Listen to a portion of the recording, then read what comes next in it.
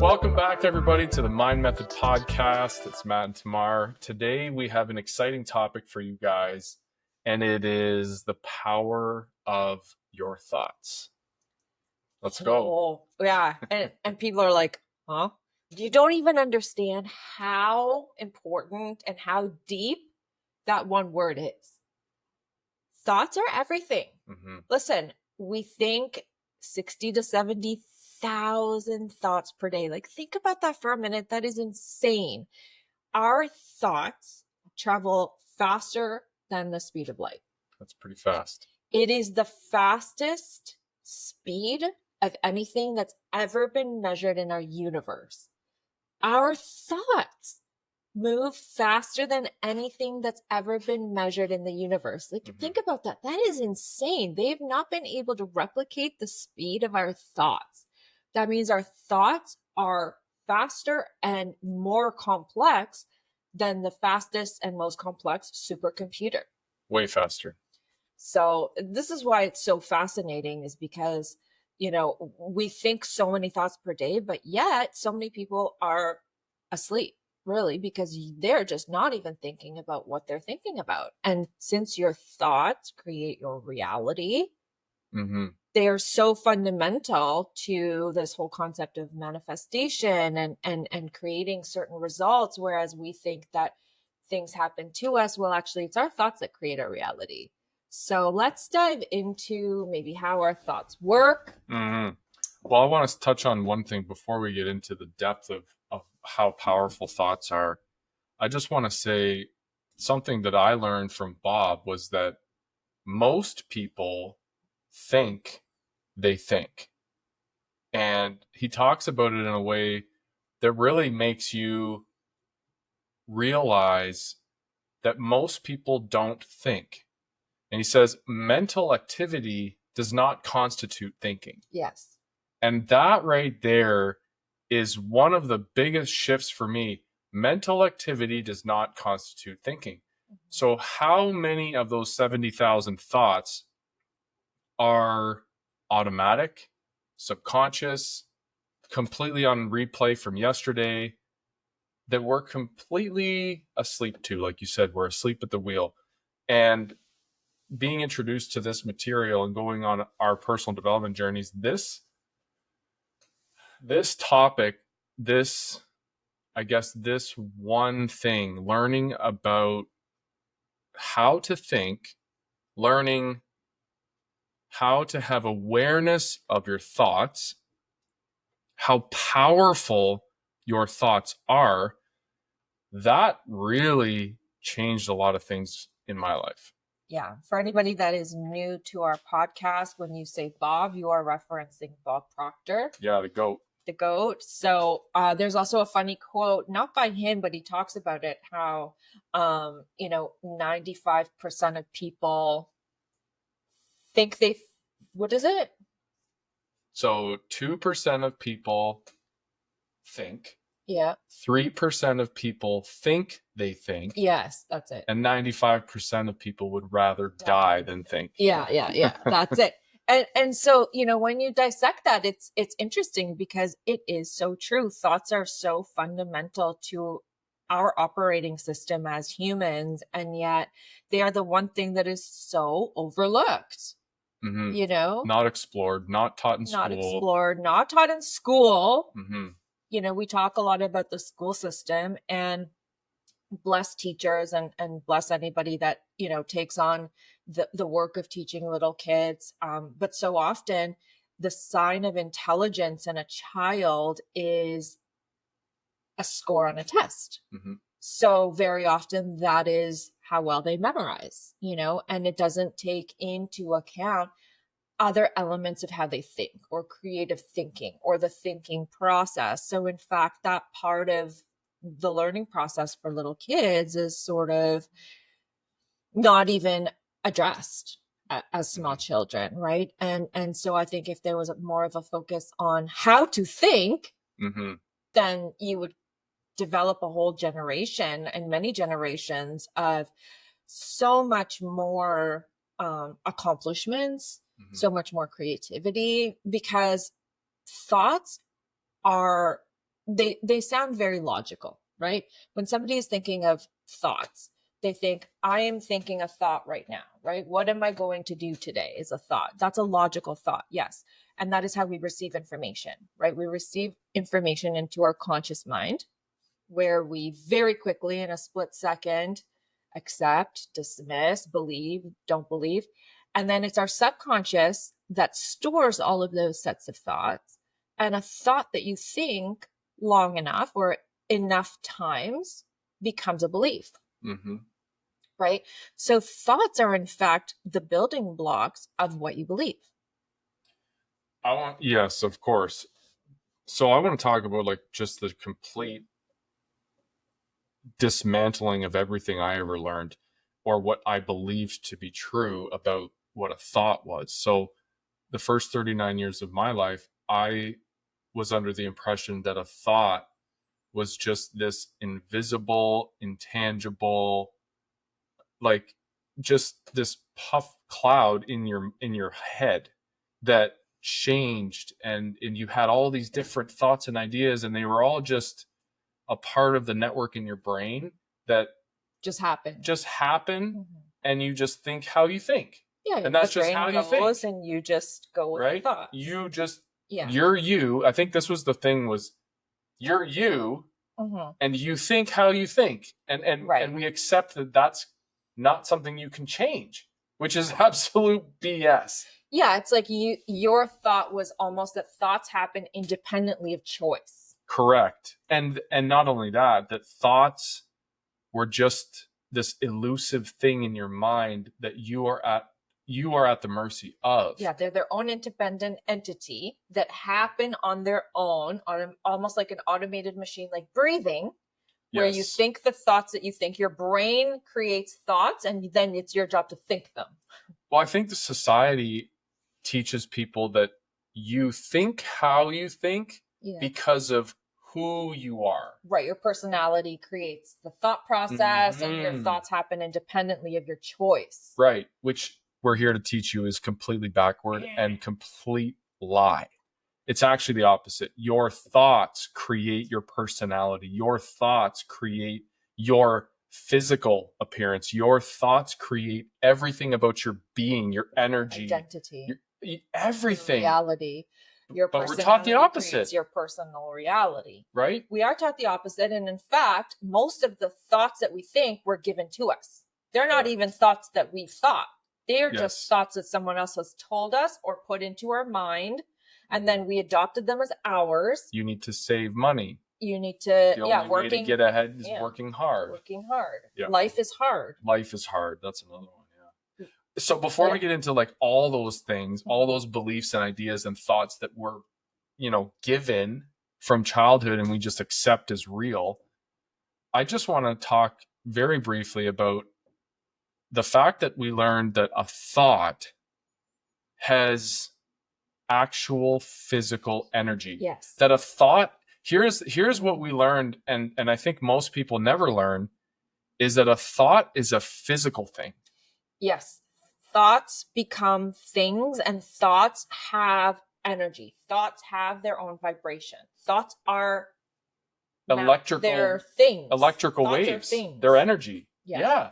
And they're electrical waves of energy that you send out. Yes. And they can be received by others.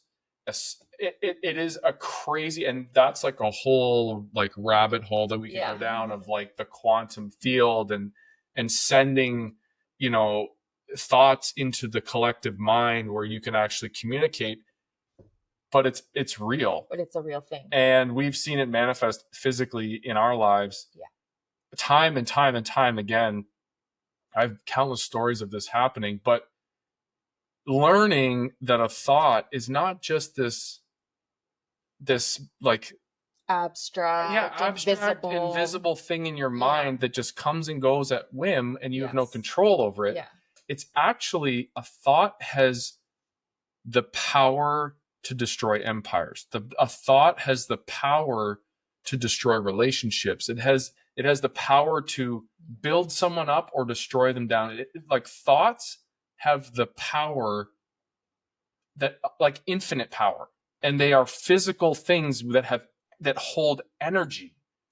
Yeah, and I mean, all you have to do is look at how cell phones work. We don't blink an eye when our cell phone rings because that call transmitted wirelessly through frequencies to us, right? And found us and our phone rings. That's not something that happened as a result of matter, physical matter. That came, all of the calls that we get, access to Wi-Fi and our TVs, they operate on frequencies. So thoughts, when you think a thought, you send that out as well, right? And then, then we can go down the rabbit hole of, if I send you a thought and you and I think the same thought, did I send it to you or did you send it to me? Right. Right. That's the one mind, theory, which is totally scientific. And in your own life, if you've ever picked up the phone and you're about to call someone you were thinking about, and they're already on the line, you didn't even punch the number, and they're like, "Hello," and you're like, "Oh my gosh, Dave, I was about to call you," and he's like, "What's up?" Oh, yeah. So did I send him the idea when I thought call Dave, or did Dave have the idea call Matt and he called me? Who sent who the idea first? And that's happened many times in my life. It's kind of crazy. Yeah, or we call it spidey senses, but we call it that because our energy is out there in the world and we communicate through energy. So much of our nonverbal communication is through energy, right? So we can often tell what someone is thinking without them saying anything. Right? Because we pick up on the energy and we can feel their thoughts, right? We are energetic beings. And in fact, I want to give you a fun fact. Fun fact. Yeah. This is actually really crazy. So, I'm studying all of this stuff now, right? I'm like hardcore studying about consciousness and energy and frequency and vibration. And it's the more you study, the more you realize how much we don't know. But one thing that they've discovered, which has been scientifically studied now, okay, this is going to be trippy, so work with me. I'm ready. They took neurons, just neurons, not a brain, just neurons. And they showed it a game of Pong. Do you remember the black and white, the game, the bing, bing, neurons? And the neurons started playing Pong. The neurons, independent of a brain, taught themselves to play Pong. That sounds insane. Okay. I can't even comprehend what I'm hearing. Right? So not a brain. So what that means is neurons don't have eyes. Neurons don't have eyes. No, they do not. Neurons sense frequencies, vibration, and energy. And when you show neurons the game of Pong, they organize themselves and learn to play the game. So why this relates to thoughts is we equate thoughts to our brain. Yeah. That our brain creates thoughts, right? And in fact, that's not true. It's not your brain that creates thoughts. It's your mind. Two separate things. The mind is not the brain and the brain is not the mind.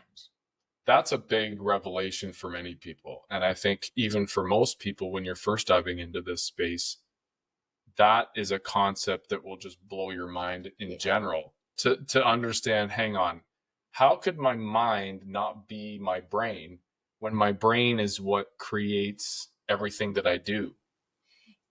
Exactly. That's why. So your consciousness, so your conscious mind and your subconscious mind, which create your consciousness, is not a result of the function of your brain. It is different. It is separate.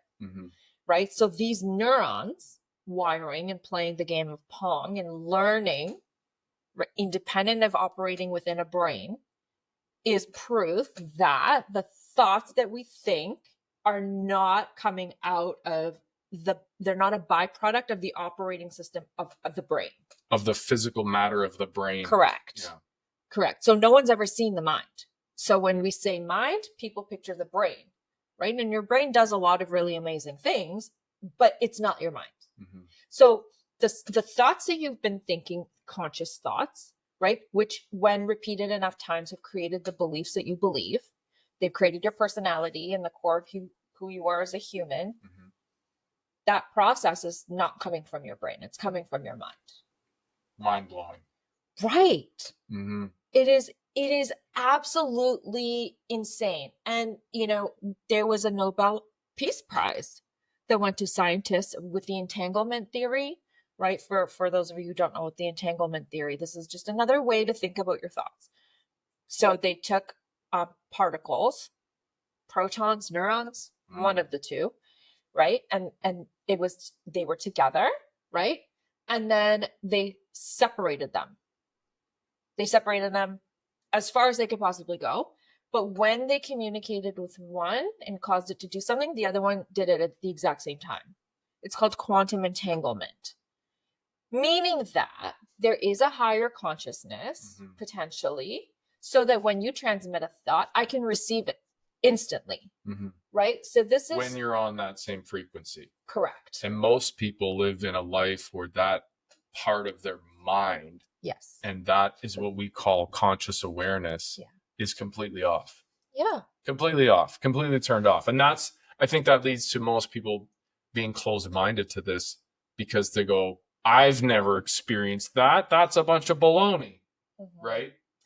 Because people live life from their five senses. Yes. Your five senses are what your body experiences. Smell, taste, touch, hearing, whatever. Smell. Smell. So we experience our lives through our five senses. So physical, tangible things that we can experience through our body is how we experience life, right? That's how we're taught. That's how we're taught to experience life. So if this happens, this is how we react. If we hear this bit of information, we process it, whether it's good or bad news, and then we react accordingly, right? And our body will follow suit. If we've been taught that something is bad news, right? If somebody calls you and tells you, you're over budget, panic mode, and your body will actually react to those thoughts. Well, think of what you just said there. Someone's words, so that's a vibration from their vocal cords. Yeah. Someone sent out a vibrational frequency. Yeah. It was received in your ear, sent a signal to your brain, and that vibration that you received from the sound of their voice caused you to release cortisol, a chemical in your brain, when you feel stress. Yes. So this is the connection, guys. A thought has the power to change physical matter, because it is matter, because it is energy. And when you send it out, and we talked about how powerful words are. Did we talk about that in the last episode? How powerful your words are? Because your words are the physical vibration from that thought that you're sending it out, and it's being received by someone, and it can change the physical matter and the chemicals in their brain by how they receive that message. That's crazy. Yeah, you're not only sending it out, you're also implanting it into your own subconscious. Yes. So if the words that you say is, oh, I never do anything right. Yeah. Hello. My life sucks. You've cast a spell. If you are if you spend your day complaining, this is the worst day ever, I hate my job. You're implanting thoughts into your own subconscious, and your body follows your subconscious, not your conscious mind. You can say all day long, life is great, I'm doing positive thinking, but deep down you're like, my day sucks and I hate my job. Your body, your subconscious, is what activates your body's reactions. Can I touch on that for a second? People who have not studied the personal development space and the greats, and studied the material for hundreds and hundreds of hours, and absorbed it and put it and implemented into action in their life. And that's the difference, because I hear all the time people be like, yeah, I'm a pretty positive person. I'm into the positive thinking. That's not what this is. Like, right. When you get and you peel back the layers on personal development and what this journey is, positive thinking is like step one of infinite millions of steps. That's the baby step. It's not even cracking the door into this realm.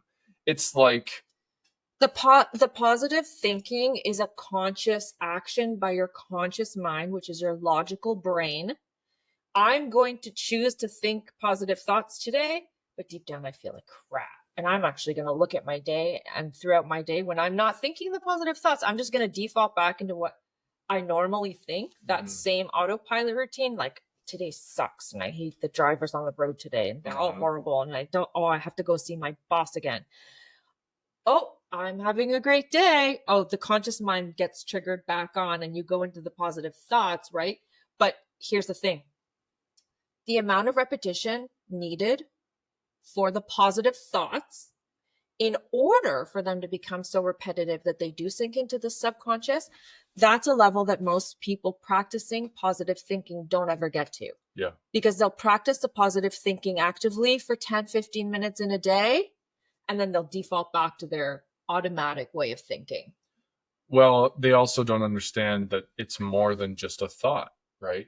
Yeah. And when you have a horrible vibration and you're stressed and you're full of anxiety and you just think, I'm going to think happy thoughts, that's not enough. That actually won't change anything. It's not going to move the needle. Mm-hmm. And what we have learned and what we want to share and impress upon you is that you can start to change your thoughts. You can choose your thoughts. So if you're in a bad vibration or you feel low or you feel bad, you can start to think positive thoughts. But what you have to do is you have to shift and connect from thinking to feeling. So when you think the positive thought, like, okay, right now I feel really low energy. I feel exhausted. I feel depleted. I don't feel like going to the gym. I feel horrible. You can actually choose the thought, the conscious thought of the opposite and say, I feel energetic. I feel lively. I feel strong. And as you say those thoughts out loud, so now you're speaking them into existence, you have to start to imagine and envision and place yourself in that feeling. How does it feel to feel energetic? How does it feel to feel strong? And start to embody that and say, I feel strong, and start to believe it. Say it out loud. So those thoughts are now coming out as words and affirmations and your belief. And then you're going to start to actually change in a cellular level, the physical matter in your body. And then before you know it, you're up and out the door and you're at the gym and you actually now feel better. So that's the process of your thoughts create your feelings. But we've been taught our entire lives that our feeling creates our thought. And that our feelings are out of our control. Right. We just feel how we feel. So when you get bad news or when something happens, you feel horrible. And it's just who you are as a person. Mm-hmm. I'm emotional. Mm-hmm. I have feelings. Yeah. Right? And we are emotional beings, and having emotions is perfectly normal, but you actually do get to choose. You literally can decide how to feel about something. Yeah. You can decide in any given moment, bad news, good news, sad, happy, whatever. You can actually literally sit and decide, how do I want to feel right now? Mm-hmm. This is something that is happening that normally would make me feel X, but how do I want to feel right now? Yeah. And let me switch into that, right? We don't need to always be a product of our environment. Mm-hmm. That's called living from the outside in. When everything that happens around you that you experience through your five senses changes how you think and feel.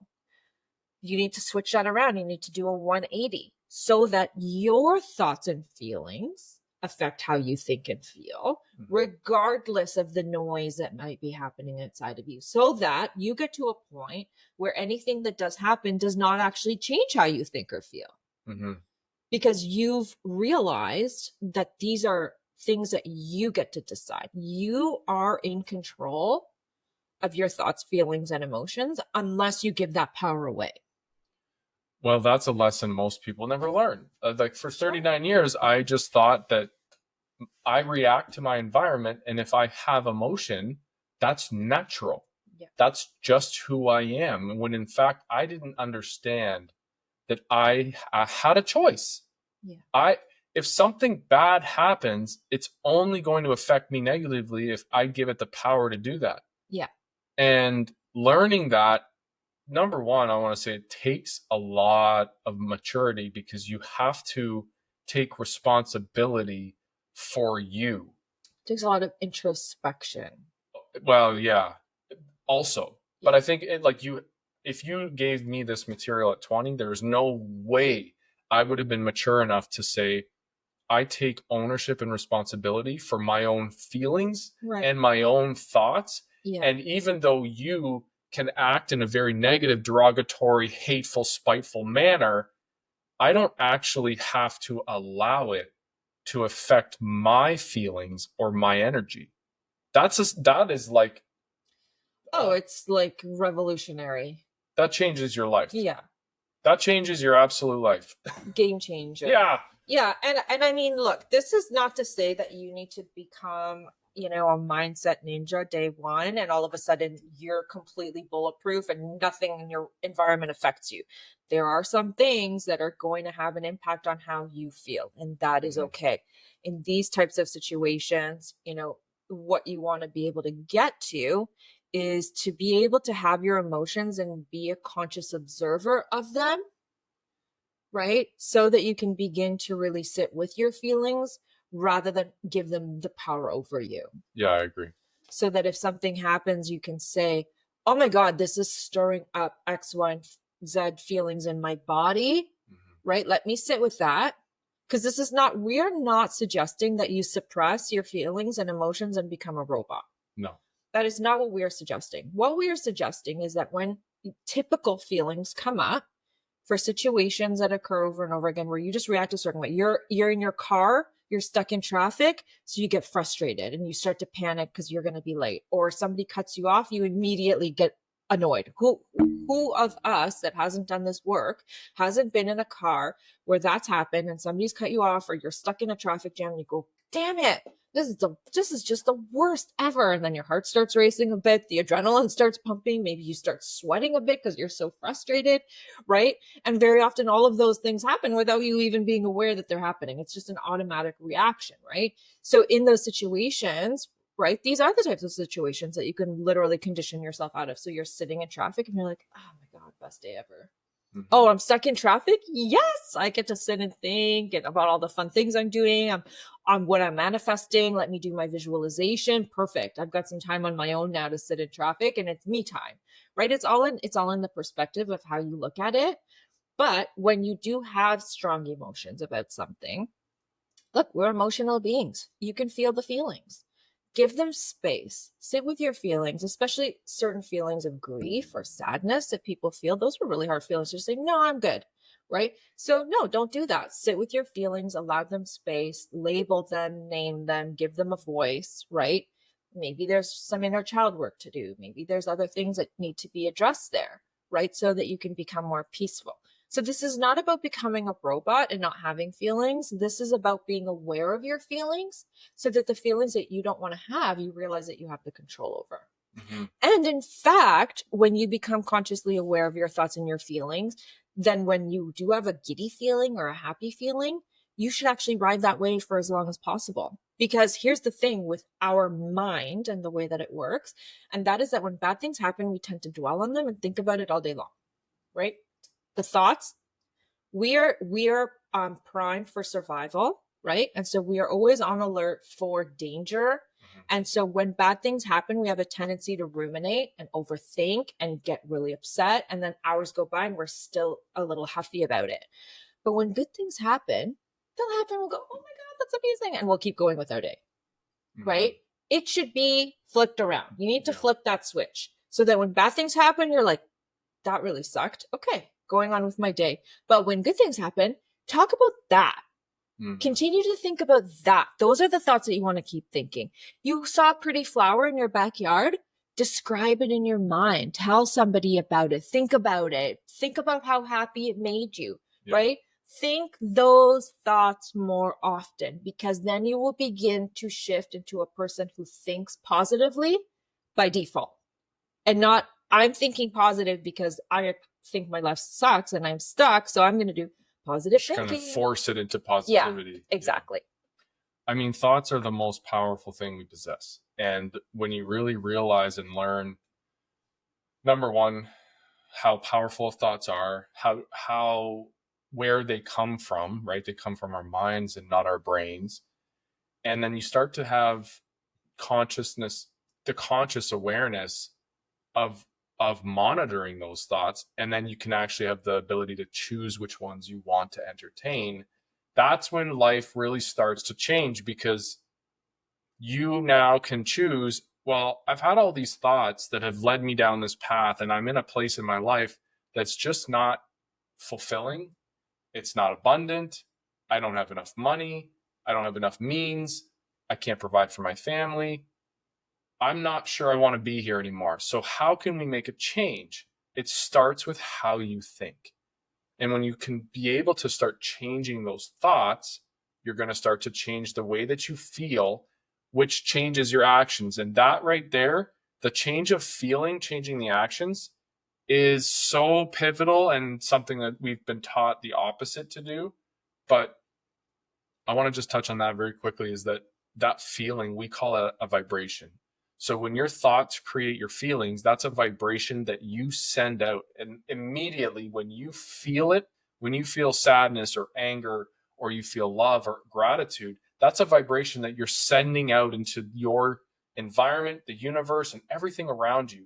And that is a, much like your thoughts, a physical energy that you're sending out. And that is what enacts much of the laws, the law of attraction, the law of vibration. And you are going to attract, like a magnet, all the things in your life that align with that frequency that you send out. So if, and you've seen this in your life, everybody knows, everyone who's listening, you know somebody at your workplace who comes into work who is just the most miserable human in the world. And all they do is complain, and they mope, and they're sour, and life is hard, and everything is miserable, and F this and F that, and nothing good ever happens to them. And if you look at their life, they do nothing but attract more of that exact energy. And it's so very clear. And yet that person is so unconscious to that fact. And they continue to look outwardly and point blame at the environment as a victim. And so back to taking accountability and really taking responsibility for your life, starting with that point of, I'm going to take accountability for where I am right now, and I'm going to make a change. I'm going to start to work on having that awareness of my thoughts, and the ones that don't serve me, I'm going to get rid of, and I'm going to replace them with the positive thoughts, and I'm going to start to affirm them out loud. Yeah. A thought that's been thought enough times and repeated enough times becomes your belief. And when you start to question your beliefs, right? Why do I think the way that I think? And why do I believe this about myself or about the world? When you start asking yourself those questions, you realize how many of your thoughts were not put in your mind by you, but rather by teachers, parents, role models, often generationally. There's thoughts that have been put in your mind societally. Certain thoughts: you should go to school, you should get a college degree, you should do your 9 to 5, you should save up for a pension, and then you should retire and live modestly for the rest of your life.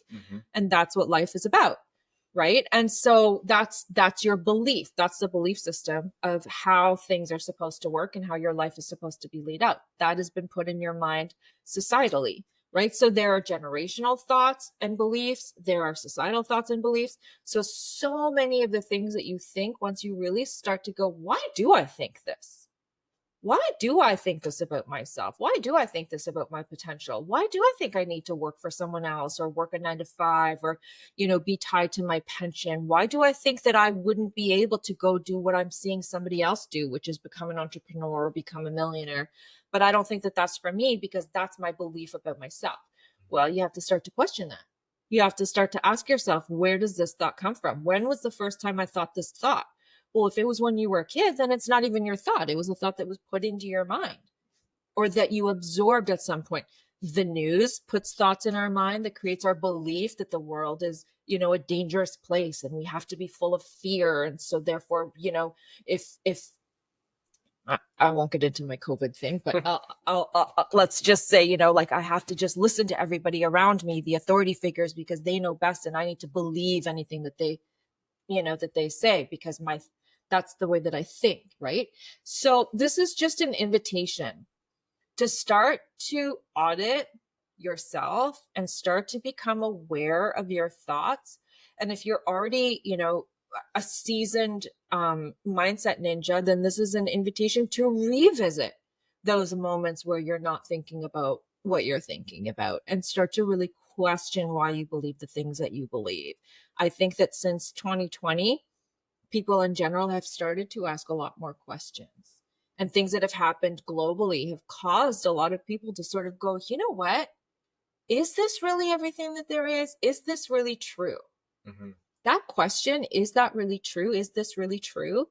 When you ask yourself that about a lot of the things that you think, it's going to cause you to really start to question your own beliefs. How about your potential to earn an income? Start with that one. Or that life is hard.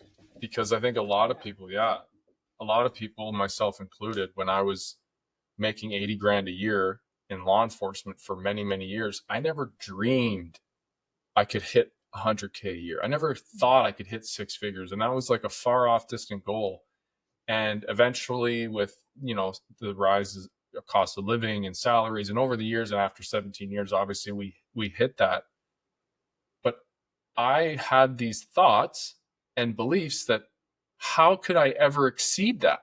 How could I ever exceed six-figure salary? How could I six figures a month? Who could ever dream of that? That's not me. Those are the thoughts I would believe.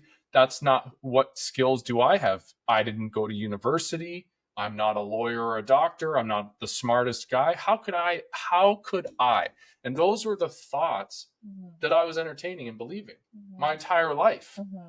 And those are the limiting beliefs that I had to shatter. Yeah. Because I learned that they were false. Yeah. They were completely and entirely false. Well, what about the limiting belief that we should work really hard, save up all of our money just to buy a house and be in debt for the rest of our lives because you have to own a house? Yeah. Being sold the white picket fence in the quote unquote American dream is probably the best dupe in history in the human race, because you are enslaved to the bank for 30 years and you never get out of it. Well, you have to own a house. I mean, that's how life works. But where will you live? When you become an adult, you're supposed to own a house. Yeah, of course. You're supposed to give 60 to 70% of your paycheck to your mortgage, aren't you? Well, most people try to get 30 to 50 or under. Well, not these days. Not these days, not in this city. Yeah, but that's a limiting belief. Yeah, so these are just examples of starting to question thoughts that you have just thought without accepted. You've accepted them. You've believed certain thoughts. You've believed certain ideas. And about yourself as well. I mean, we can go down the whole tangent. This is a whole other show. Limiting beliefs about yourself and the world around you and what's possible. We touched on it a little bit, but that's a major thing. This is also a set of thoughts and beliefs that you've acquired over your time on Earth, and not necessarily thoughts that you need to be thinking. Every single thing in your life comes as a result of how you think. And when we changed that, it completely changed our lives. And we've talked about it on multiple past podcasts of how we were able to create a portfolio and change our entire financial situation from mega debt to a net worth in the millions in a very short period of time. And I often tell people that story. And to a lot of people, it's very, very unbelievable. And it sounds scammy. And that's the first thing they say. And they say, that doesn't sound real. That doesn't sound like, and that right there identifies the way that person thinks. It identifies the limited beliefs that they are entertaining in their life to say, when I say you can do the same exact thing, you have within you the same potential and ability that we have to create anything in this world that you want. Once you learn to harness the power of your thoughts. And they say, well, that doesn't sound real. There's no substance that can create success or wealth other than a thought. Yeah. Your thoughts will create the fact and not the other way around. But that's where most people run into the way that they're thinking is backward. And I think most people are focused on, well, I want the wealth. I want the financial freedom. So I'm going to put all my time and energy and focus into finding a way to invest in real estate, or I'm going to find a way to investing in crypto. And that's going to be the thing that saves my family's future. A new stream of income. When in reality, the key to infinite abundance in the universe is found within. It's found in the creation of your thoughts. When you unlock your true potential and overcome all those limited beliefs that you have been believing your entire life. Yeah, go read The Science of Getting Rich by Wallace D. Wattles. He talks all about the formless substance. Yeah. Nothing in this world exists outside of someone's thinking, right? Someone's thought that created the idea has created everything in this world that's been created and then ever will be created. All of the amazing technological advances that are going to be made are going to be because somebody thinks of a new idea. It's all thought. It all comes down to your thoughts. The resources are here. There's the same resources today as there were in Trojan times, in Roman times. There was the technology back then to create the internet. Just nobody thought of it back then. It wasn't part of the societal. People just didn't have it in their minds to do that at that point, because that's not where humanity was at. I like that. I like that concept that everything that is already exists, and it's just our level of consciousness and what we can tap into to create it and bring it into form. That is a very powerful statement. And if you can learn to understand that and align with that, that's when things really start to open up in terms of potential and infinite possibility in life. Because, they say the ability to create flight was always here. Yeah. It just took the Wright brothers to have the conscious thought and put it into action. And then it was and then it wasn't created. They just were able to bring it to fruition in a physical form. But that concept, that ability already existed. Yeah. So all that ever was and all that ever is already exists. It's just up to us to have that thought and bring it into physical form. So by that theory, I can make $1 million a month. I just haven't had that thought and that idea and put it into physical form yet, but it already exists. Yeah, the Wright brothers, they just used material resources, tools that were accessible to them, and they created something new. Yeah. So the same way, you can take your thoughts and ideas and create something new and create a massive source of abundance as well. I just want to say that if you are listening to this, you are living in the age of opportunity. You have absolutely every single possible resource with the internet and social media. You can reach the lives of millions of people by one Instagram post, and it can change your life. So if you can, people have had instant overnight fame where they get millions of views, and then now they're a YouTuber and they've got millions of subscribers and they make hundreds of thousands of dollars a month. Now, where did that all come from? It stemmed from them having an idea. Maybe I'll make this really goofy video on YouTube. That was a thought. And if they had dismissed that thought, they would not have ever brought it into physical form, put it on YouTube, released it to the universe, and then had the universe respond to it by sending back that same energy, which ended up being complete abundance.